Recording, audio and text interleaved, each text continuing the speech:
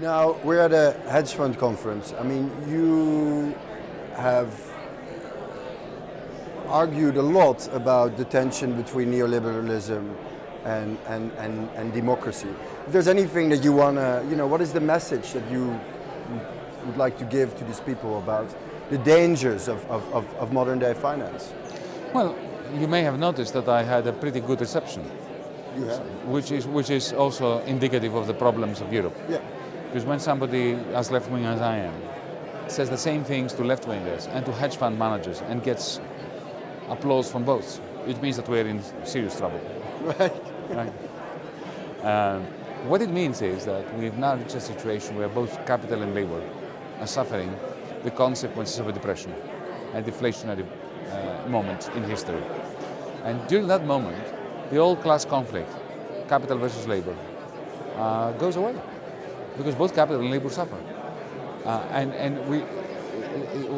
The impression I get, and I think it's a very strong one and quite an objective one, is one of helplessness. So it's not that you have a... Globally? Globally. Yeah. Globally. One of complete helplessness. Of being, or everyone, including the powerful, hedge fund managers, even Mario Draghi, they feel that they are playthings of forces beyond their control, because humanity has lost control of its destiny as a result of the lack of democracy. And the fact that we have this mutual reinforcement mechanism between authoritarianism and bad outcomes. Look, there are crises that are redemptive, like forest fires that are light and they simply regenerate the forest. They get rid of built-up fuel, which is important. You can have recessions that are redemptive, recessions that simply correct the excesses of the past and create the creative destruction Schumpeter idea. Huh? But then, when there are some forest fires that are so catastrophic, that destroy even the seeds, and therefore prevent the regeneration of the forest, this is the kind of crisis we are in. And this is called a depression, a deflationary moment.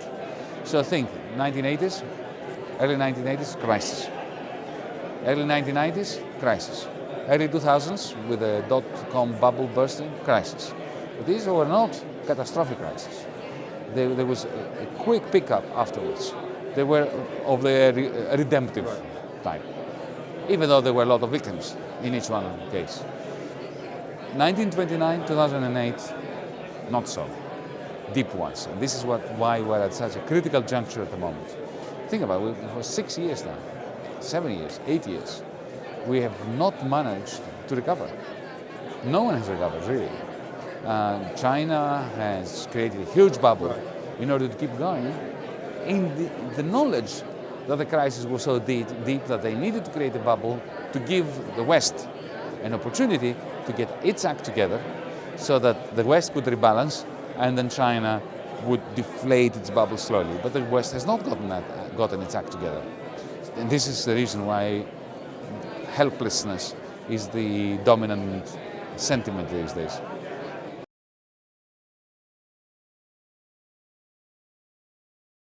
As I said, technically, all these things are easily solvable problems. Politically is the problem. Well, you gave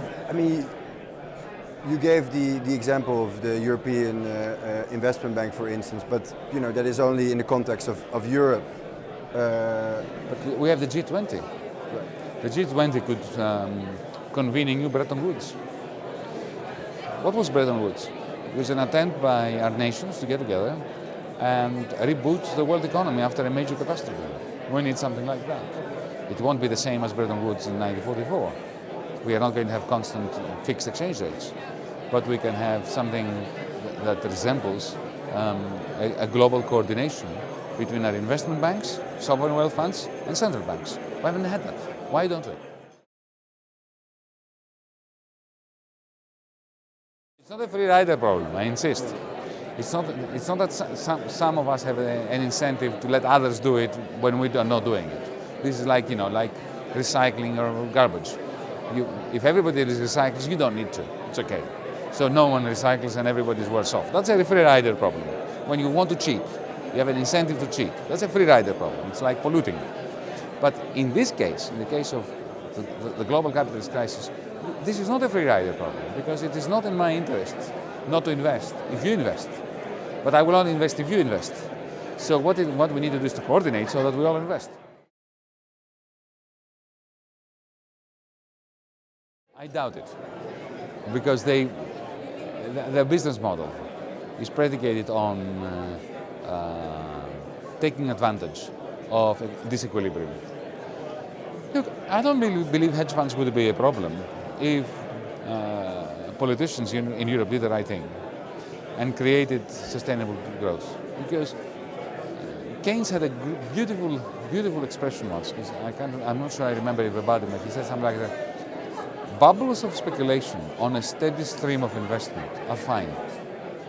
But when you have a huge bubble and no steady stream of investment underneath, that is the problem.